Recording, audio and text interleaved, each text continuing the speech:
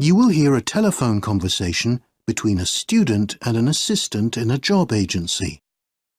You will see that there is an example which has been done for you. On this occasion only, the conversation relating to this will be played first. Good afternoon, Rights Employment Agency. How can I help you? Oh, hello. I'm calling to register with the agency. I'm looking for work. Have you registered with us before? No, this is my first time. Okay, so shall we start by taking down some details? Can I have your name, please? Yes, it's Helen Shepherd. That's S-H-E-P-A-R-D. S-H-E-P-E-R-D. No, A-R-D. Oh, sorry. Okay, I've got that. The student gives her name and spells it out, so Shepherd has been written in the space. Now we shall begin. You should answer the questions as you listen, because you will not hear the recording a second time. Listen carefully and answer questions 1 to 5. Good afternoon, Rights Employment Agency. How can I help you? Oh, hello. I'm calling to register with the agency. I'm looking for work.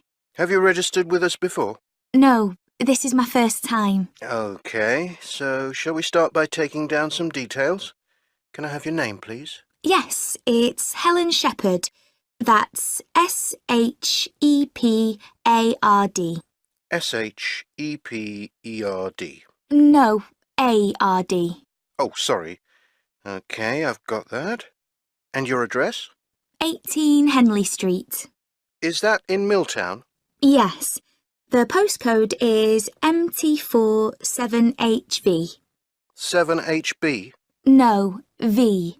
Okay, I've got that. And I need a contact number.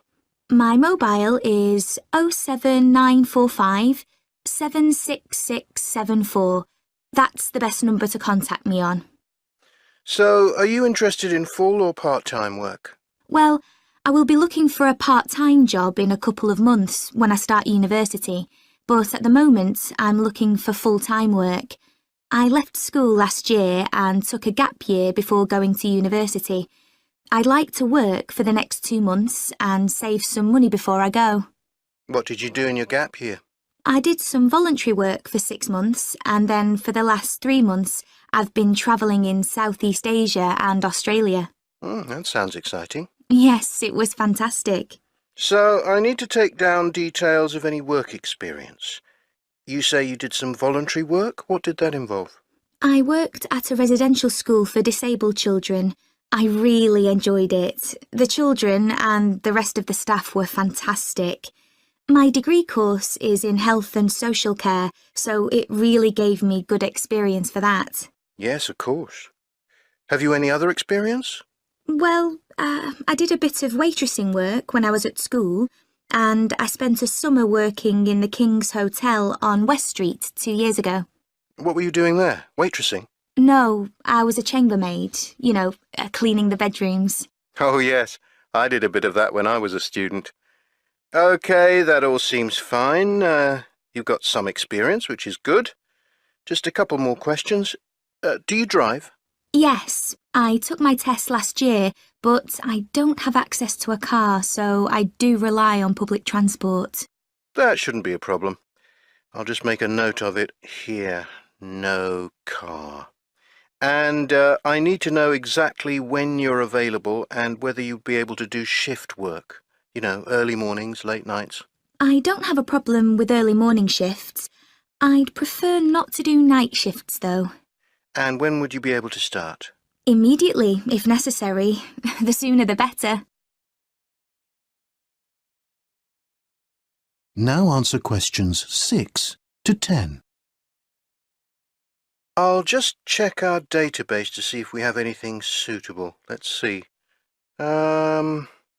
We have some hotel work here. The Highlands. Do you know it? Is it the one near the Prior's shopping centre? No, it's just off the ring road on the other side of town, near the leisure centre. That's quite a distance for me. Is it cleaning work? Well, I think it's a bit of everything. Some cleaning, some waitressing and kitchen work. It would be shift work, but nothing later than 10. The hourly rate is £6.75 with meals provided. That sounds reasonable, but I'd prefer something a little closer to home if possible, as that's a long journey for me. Well, we also have 2 positions as carers. The first one is in a residential home for the elderly. It's on Hamilton Terrace, the Cedars Care Home. Oh yes, I know where that is. It's only 10 minutes walk from my house. Well, that's convenient then. They want someone with experience. I'm not sure if your experience with children would count. I could give the manager a ring and find out. Do you know what the hours are? Yes, it says here 5 shifts a week from 7 a.m. to 3 p.m., including some weekends. There may also be some evening shifts available. The pay is not as good as the hotel job, only £6.10 an hour. And the other one? The other one is an interesting one. It's caring for a disabled lady in her own home in Poplar Street, helping her wash and dress and doing housework and shopping for her, that sort of thing. It's not full-time work, though, just 2 to 3 hours every morning. The pay is good, £6.80 an hour, and transport is provided. I do like the sound of that, but I really need more hours. I think the care home sounds the most suitable. We can arrange an interview for you if you like. I'll ring the manager now and find out when he can see you. Are you available this afternoon? Yes, I'm free all day. Section 2. You will hear someone giving a welcome speech at the opening of a new arts centre. Listen carefully and answer questions 11 to 15. Good evening, everyone, and welcome to the new Midlands Arts Centre. We are delighted that so many of you have managed to brave the rain and come out tonight to help us celebrate the opening of this new facility. I'm here to tell you a little bit about the complex itself and show you what is on offer here. But first, a little background. It was well over 15 years ago now that the idea was born to create a centre of drama, music and art that would attract visitors from the local area and beyond. Our aim was to provide a place of entertainment for the whole family, which would also offer education and training opportunities to performers and artists from around the world as well as the local community.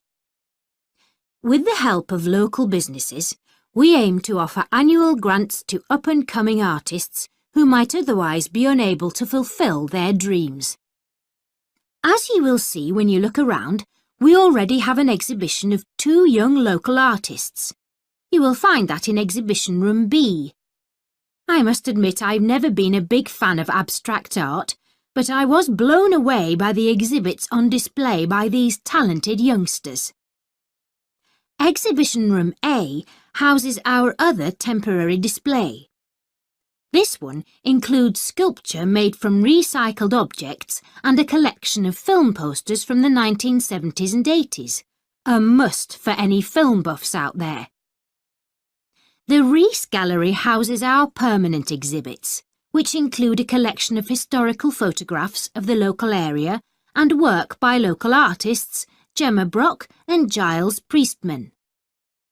There will be guided tours every 15 minutes throughout the evening. For any budding young artists here this evening, we have a drawing workshop starting in 5 minutes with celebrated local cartoonist Andy Minot.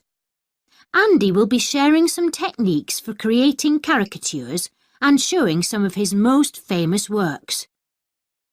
You will find Andy at the back of the Rees Gallery, and all under 16s are welcome. There are many other events taking place this evening, but I haven't got time to go through all of them. Your programme will give you details. I've just picked out a few of the highlights. Later in the evening, there will be a performance from the Midlands Youth Band and Dale Park Youth Choir. This is the first time they have performed together, and I can guarantee that it is not to be missed. They are performing tonight in the Gilbert Theatre at 7 p.m, but don't worry if you missed that one. They will be on again at 8:45 p.m, this time in the studio. Be sure to get there in good time. Another important event tonight is a talk by local writer James Carver. He'll be discussing his series of historical crime novels and reading from his latest book, The Secret Stone. He will also be signing copies of his books. I know he has a lot of fans out there, so make sure you go along. The event starts in the studio at 7:30 p.m. Finally, the big event of the evening will be a performance by the award-winning Simon Bradford and his Jazz and Blues Band. Simon has recently completed a sell-out tour of Europe and has just released a new album. And we are delighted he has travelled all the way from his home in Canada for tonight's performance. His show and album have received fantastic reviews and I really can't wait for this. Be sure to be seated in the Moffat Hall in good time for the show. It starts at 9 p.m. and will be the final event of the evening.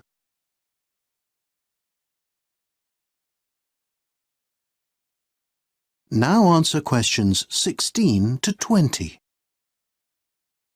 Now, you should all have a programme with a plan of the complex. Please do have a good look around while you're here and make the most of the facilities. So, we're standing just by the main entrance and you can see the Moffat Hall at the back of the complex on my right. This is the main feature of the complex and seats almost 2,000. We hope this will become a world-class concert venue and one glance at the forthcoming events gives a good indication of what we can look forward to in the coming months. By the way, if you wish to book for any forthcoming events, the box office, which is over here on my left, will be open all evening. There are 2 places to get refreshments. For light meals and snacks, you can try the Stage Door Cafe. You'll see that straight in front of us. It is open all day from 10 a.m. and serves snacks until 9 p.m. For something more substantial, you can try our Italian restaurant, which serves freshly prepared pizza, pasta and other classic Italian dishes. You'll find it on the left there next to the box office, and it's open from midday until 11 p.m. I ate there earlier, and the food is absolutely delicious. All the arts exhibits are to the right of the entrance. Access to the temporary exhibition rooms is around the back of the Rees Gallery. To get to these, go past the entrance to the gallery and turn right, and you'll see some double doors immediately on your right. As you go through the doors, Exhibition Room A is on your right and B is on your left. Our 2 theatres, the Gilbert and the Studio, can both be found over there towards the back of the building. You can see the Studio, which seats 150, over there next to the cinema. Immediately to the right and behind the cafe is the 800-seater Gilbert Theatre. We hope that these 2 venues will be used by professional touring theatre companies as well as for local amateur productions. You will see as you enter the centre there is a gift shop directly on your right. This sells greetings cards, books and a variety of gifts, including paintings by local artists. Finally, I should just point out the cloakrooms. You will see the nearest are here on my left, and there are further facilities near the entrance of the Moffat Hall. Well, there's nothing more for me to say than to wish you all an enjoyable evening. If you have any questions, please do ask. Section 3. You will hear a student and her tutor discussing her proposal for a presentation. Listen carefully and answer questions 21 to 25. Right, Mel. You wanted to see me to get some feedback on your proposal and outline for your presentation. I've had a good look through now and I've made a few notes about areas I feel you can improve. I must admit, when I first saw the topic you had chosen, I was a little worried. Really? Yes, well, it can be difficult to produce something fresh and interesting when you take on a topic like climate change. So much has already been written about it and, well, it's not exactly original. But I have to say, I like the way you've approached the subject matter. Thank you. Yes, I know it's a subject that has probably been chosen many times before, and that's why I decided to take a slightly different angle. I decided to base the presentation on an analysis of extreme weather and natural disasters over the last few years.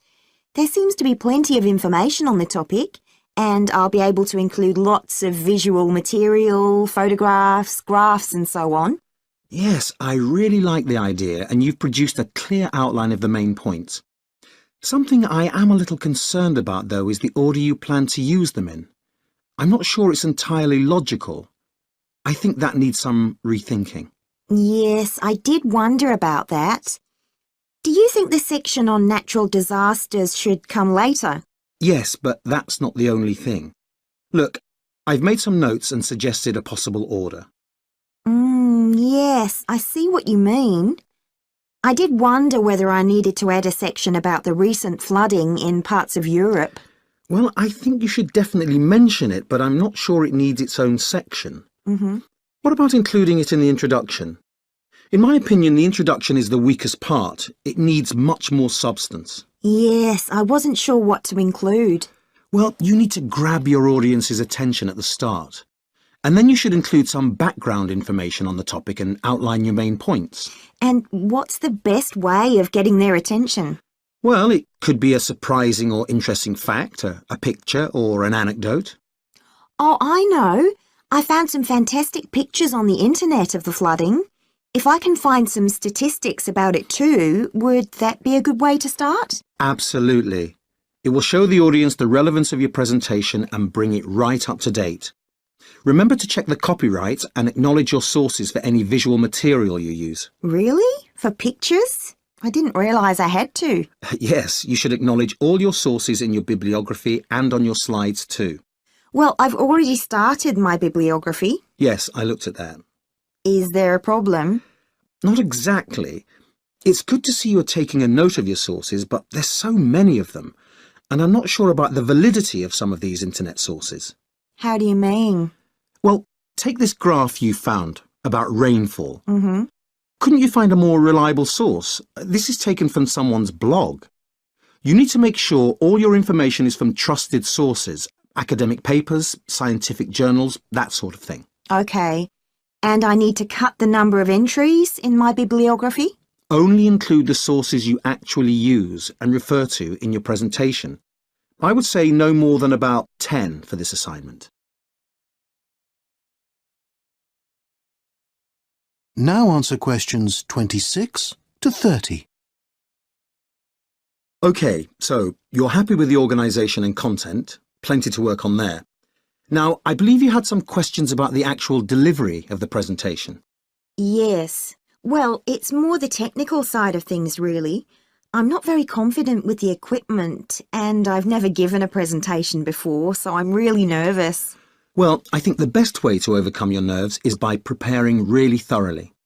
Make sure you know the subject matter inside out, and that any visual aids and equipment are ready. Yes, I wanted to ask about that. I'm getting a friend to help me put together the slides. Have you any advice about that? The one thing I would say is don't put too much information on your slides, just the main points and any relevant visuals. You want your slides to support what you're saying, and I would also keep the slides themselves very simple, no fancy colours or animation that will distract the audience from what you're saying. No sound effects then? No, definitely not. And what you need to do is practice. You'll feel far more confident if you've run through it a few times with a friend. My friend is going to listen to me run through it. On the actual day of the presentation, there are a few important things to remember. First, think about where you stand. It's vital that you position yourself centrally and make eye contact with your whole audience. Don't forget the people sitting at the sides. If you smile and look friendly, it will make your audience feel relaxed too. And don't fidget and move around too much. It can be very distracting. What about my slideshow? I'll need to be near the computer to move the slides forward. Have you thought about using a wireless mouse or keyboard? That will really help. It means you can control the slideshow without having to move or turn your back on the audience every time you change slides. That's a good idea. I hadn't thought of that. The other thing to remember is that when we're nervous, we tend to speak more quickly. So make a real effort to speak calmly and clearly so that your audience understands you and doesn't feel rushed. What about memorizing the talk?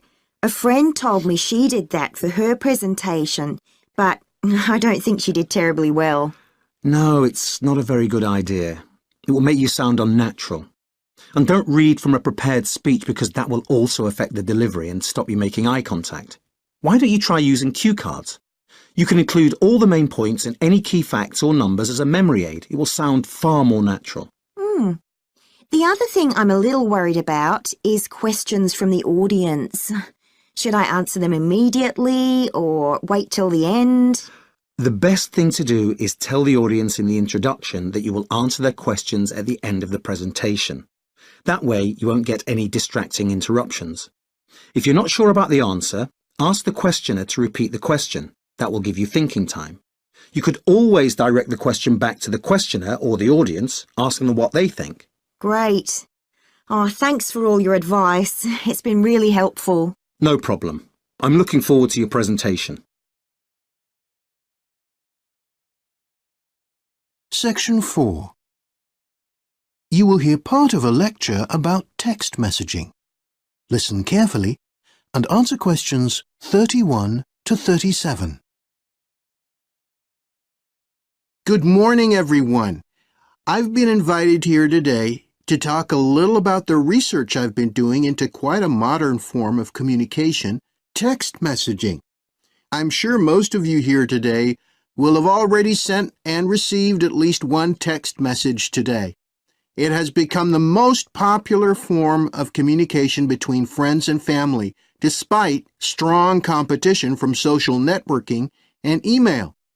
We now send around 8 trillion text messages every year, which is amazing when you think that the first text message was only sent in 1992. Over half of British people now use a smartphone, and of those, over 92% choose texting as their preferred method of communication.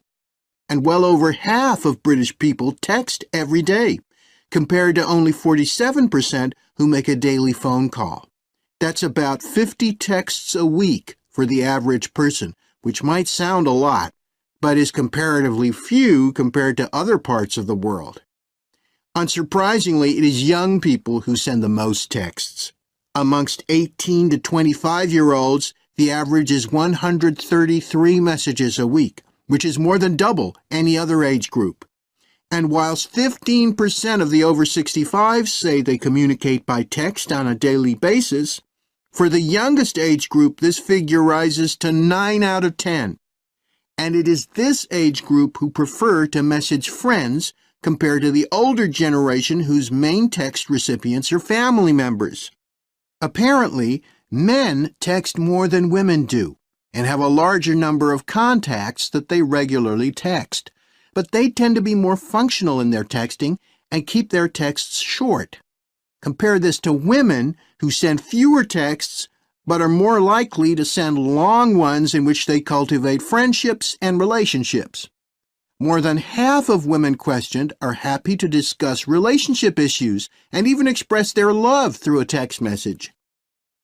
For many of you, a time without text messaging might seem a dim and distant memory. In fact, it was back in December 1992 that the first ever text message was sent via the Vodafone telephone network from a PC to a telephone. The message was a simple greeting, "Merry Christmas." The original idea was to use texting as a quick and easy way to communicate within a company, a bit like paging. In fact, it wasn't until 1994 that the first commercial text messaging service was introduced by a mobile network. And even then, consumer interest was very low. It was not until 1993 that the first text messaging service was launched in Sweden. A year later, Vodafone introduced texting to the UK. At first, texters were only able to text someone within the same network, and it wasn't until 1999 that there was full compatibility between mobile networks. At first, texting was quite a long and laborious task, as predictive texting was not introduced until 1995. Another characteristic of early texting was that each message had to be short, at 160 characters or fewer. This limitation on length is what spawned the common shorthand used by texters the world over. Abbreviations like BTW for by the way and TTYL for talk to you later have now entered the English language for good, whether we like them or not. Fears that this text speak would have an adverse effect on children's language skills have so far proven incorrect. In fact, a recent study has shown that children who are fluent in text messaging have higher than average literacy skills compared to those who don't text. Now answer questions 38 to 40. In the early days, it would have been difficult to imagine what a versatile communication tool text messaging would become. Think about what you can use texting for. For my research, I asked a sample of people of all ages about the text messages they had sent and received on a given day. Apart from the normal social chit-chat, it was clear that our reliance on text messaging for everyday tasks is growing. In one day, respondents to my survey used texting to track a parcel being delivered, to vote on a TV talent show, to check the status of a plane, to give money to charity, to remind them of a dentist's appointment, to confirm a hotel booking, to enter a TV contest. The list goes on and on. Texting has also been responsible for spreading information and organizing revolutionary activity. And there have been numerous accounts of how text messaging has saved lives, including the doctor in a remote part of Africa who saved a child's life by following instructions sent by text. But let's not forget the downside to text messaging. This type of communication has also brought us cyberbullying and has added to the dangers on the road. There has been a notable increase in recent years of road traffic accidents caused by inattention by both drivers and pedestrians whilst texting. So what about the future? Well, with new ways of communicating appearing all the time, the future of the traditional text message seems uncertain. What is certain, though, is that the text message has made an indelible mark on modern communication.